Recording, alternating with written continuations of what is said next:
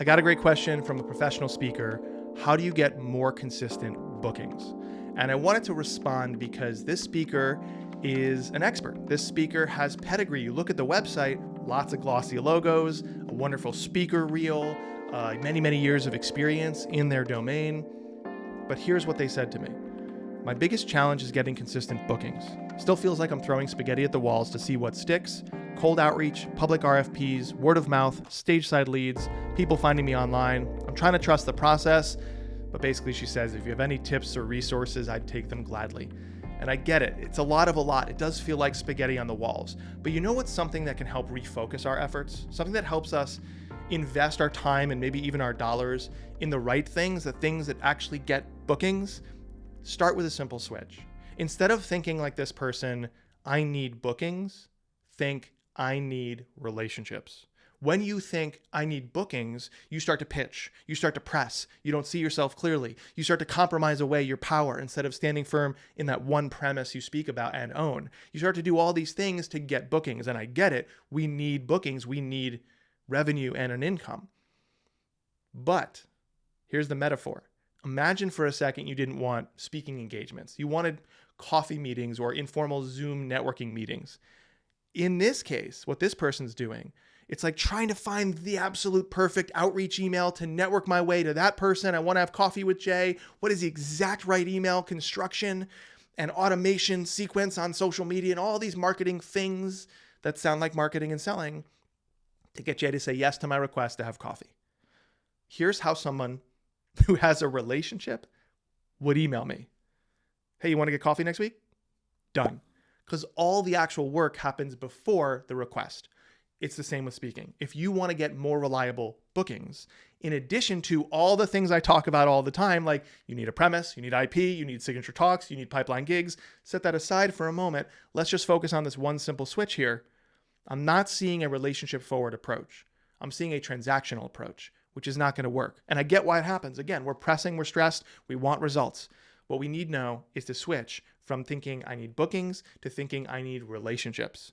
And there are two forms of relationships I would encourage this speaker to go acquire, and I would encourage you to start with as well. And they actually come back to a very happy element of the speaking industry. People want to support good speakers. It all starts with you being able to show others through video clips, not a reel, not a trailer with all these B-roll elements, you being a good speaker end to end.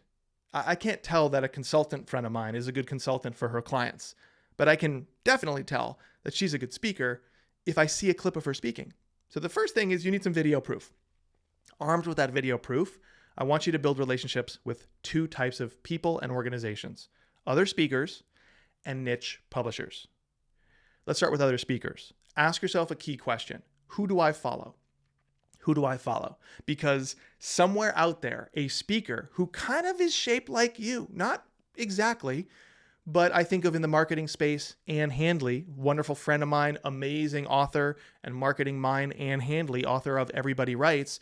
She's kind of shaped like me, or I am kind of shaped like her, in that we speak about a similar topic broadly.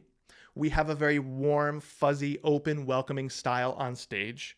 We lean towards the humanities and the human elements of this work and the creative elements and writing and storytelling and empowering the individual and the team. We have commonalities enough that I should be following in her wake. Who do I follow? Ann Handley. Bigger platform, more reliable bookings than me.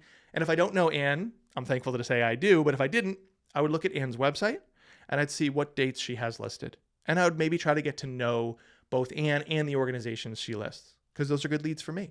Or I would look at what she's posting on social media. A lot of speakers will post, hey, I'm speaking here for this organization today.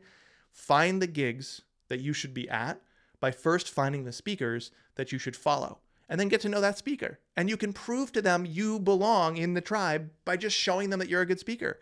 Hey, Ann, I know you don't know me. I'm a really big fan. I'm actually trying to make a go of being a professional speaker just like you. I have sporadic bookings. I'm looking for more consistent bookings. Here's a 2-minute clip of me speaking so you know that I'm actually worth your time. Would you be open to a 30-minute coffee meeting just to get to know each other? And I have a couple of very specific questions that I would love to ask you. If you're too busy or this is not a fit for your schedule, I totally understand. Would you be open to me emailing you those questions? Done. Just trying to get to know somebody, right? And that's just an email outreach. That's being a little transactional in a warm way. I could support that speaker publicly and get to know them that way before I make a request. So get to know speakers. Speakers help other speakers get speeches all the time. We're very cooperative. We're in co-opetition. Why?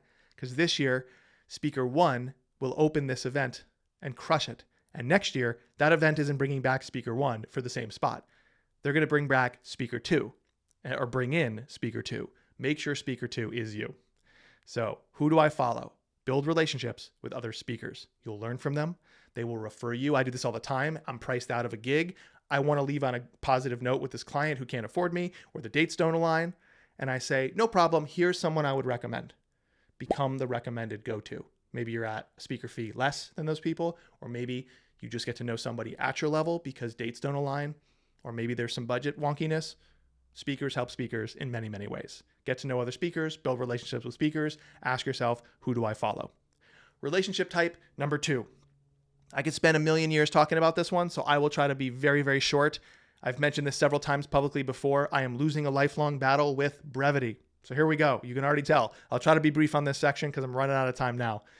Publishers, niche media companies, organizations that run events or influence the events in their space, and they need content. They need trusted voices to show up in support of their work, which you can do for free right away thanks to the internet, or they need your genius to be their work. They need free columns. They need guests on their podcasts. All these things where you're going to contribute your ideas and expertise for free to the right organizations. And then when it's pitch time, when they need speakers, they see, oh my gosh, thankfully it's Jane. We really needed a speaker. We trusted. I just reviewed 50 generic pitches from people we don't know. I will rubber stamp Jane onto the agenda. Or Jane is also pitching me something generic, but let me go back to Jane and try to work with her because we love Jane and trust Jane. This pitch isn't it though, but we really want Jane to speak at our event. In either sense, it's productive. They rubber stamp you, you get on the agenda, or they work with you to make sure you can.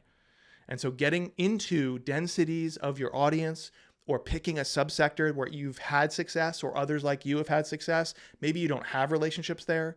Maybe like me, you think about marketing, creativity, and all these big ideals, resonance over reach, speaking and storytelling, but you know that's needed over here in the architecture, engineering, and construction subsector of marketing. And look, there's several trade organizations, several niche media publications who help marketers in those fields. And I can go and pitch them, right? So get relationship focused in your outreach instead of transaction focused. If you think I need more reliable bookings, what I really hear is, what are you doing to build relationships? What I really hear is you don't need more bookings, you need more relationships. And I hope today I've given you a few tactics to do that.